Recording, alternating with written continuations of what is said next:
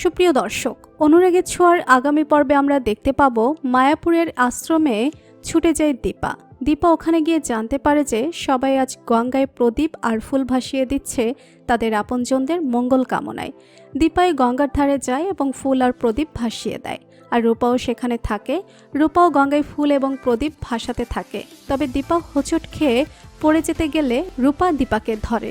রূপাকে চিনতে পারে দীপা, রূপা বলে ডাকে দীপা, কিন্তু মায়ের উপর অভিমানী রূপা নিজের আসল পরিচয়টা মাকে দেয় না। রূপা দীপাকে বলে, আমি রূপা নই, আপনি ভুল করছেন, আমি আপনার মেয়ে রূপা নই, আমি রাই। এই বলেই কাঁদতে কাঁদতে আশ্রমে ঢুকে যায় রূপা। তবে দীপা বুঝতে পারে ওই রাই তার রূপা, অভিমান করে নিজের আসল পরিচয়টা দিচ্ছে না, তাই দীপাও ওই আশ্রমে ছুটে যায়। রায় যখন একা একা ঘরে বসে কাঁদতে থাকে এবং মায়ের কথা ভাবতে থাকে, তখন আশ্রমের ঘরে ঢোকে দীপা এবং রূপাকে গিয়ে বলে, রূপা, আমি জানি তুই অভিমানে আমাকে তোর পরিচয় বলছিস না, আমি জানি তুই আমার হারিয়ে যাওয়া রূপা, তোর বাবা তোর জন্য অপেক্ষা করছে, রূপা বাড়ি ফিরে চল। তো বন্ধুরা, তোমরা এটাই চাও তো যে এভাবে যেন মাকে দূরে সরিয়ে না দিয়ে মায়ের সাথেই নিজের পরিবারের কাছে ফেরে রূপা? কমেন্ট করে জানাতে ভুলো না। অনুরাগের ছোঁয়ার পরবর্তী আপডেট পেতে এক্ষুনি আমাদের চ্যানেলটি সাবস্ক্রাইব করে রাখুন। ধন্যবাদ সবাইকে।